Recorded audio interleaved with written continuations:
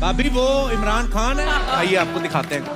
दुनिया की तारीख में बड़े बड़े अमीर लोग आए। कोई आज दुनिया एक अमीर आदमी को याद रखती है, कोई आपको याद है अमीर आदमी आज है, जैसी वो मरता उसके बच्चे ही उसको भूल जाते हैं, बाकी दुनिया तो छोड़े। दुनिया उस इंसान को याद रखती है जो इंसानों के लिए कुछ करके जाता है। इसलिए 100 ग्रेटेस्ट मैन की जो एक किताब है उसमें नंबर 1 हमारे नबी सल्लल्लाहु अलैहि वसल्लम, और हमें कुरान में कहा गया कि उनकी जिंदगी से सीखो।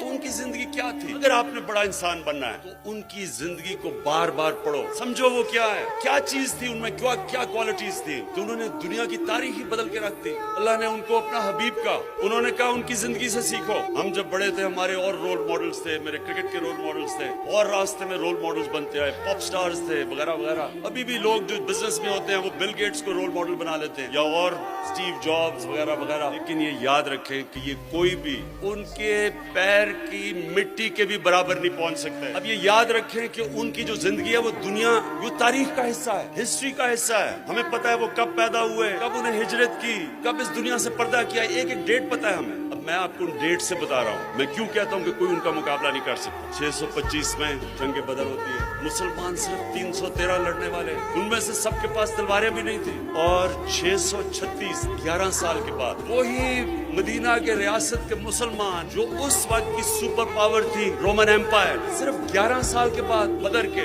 जिधर सिर्फ 313 लड़ने वाले थे, रोमन एम्पायर की जो बैजेंटाइन एम्पायर की जो सदर्न लीजन थी वो 1 लाख फौजी थे और लेटेस्ट हथियार थे उनके। तो 11 साल के बाद यारमुक की जंग में वो घुटने टेक देते मुसलमानों के सामने। ये कोई ग्रीक मिथोलॉजी नहीं है, ये तारीख है। और 638 उसके 2 साल के बाद जो दूसरी सुपर पावर थी पर्शियन एम्पायर, वो कुदसिया की जंग में उनके सामने घुटने टेक देते।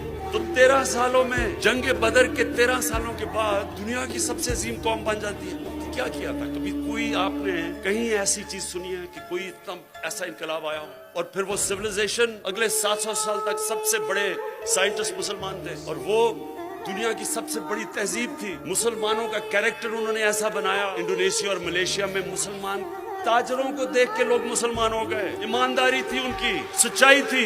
तो मैं ये जो आपको कह रहा हूँ ये आपने समझना है नौजवानों, बिकॉज फ्यूचर तो आपका है। तो आपने एक चीज समझनी, नंबर 1 सबसे इम्पोर्टेंट चीज ये कि हमारे नबी सल्लल्लाहु अलैहि वसल्लम ने इंसानों को बदला। और कुरान की आयत है कि मैं कभी किसी कौम की हालत नहीं बदलता जब तक वो कौम खुद अपनी हालत बदलने की कोशिश ना करे। यानी कि अगर हमने नया पाकिस्तान बनाना है तो हुकूमत एक तरफ कोशिश करेगी और कौम दूसरी तरफ कोशिश करेगी, मिलके नया पाकिस्तान बनेगा। हमने उनकी जिंदगी से क्या सीखा? मदीना की रियासत पहले दिन मदीना की रियासत नहीं बन गई, पहले दिन से जद्दोजहद शुरू हुई, आहिस्ता आहिस्ता चेंज लेके आए। पहले दिन वो चेंज नहीं था।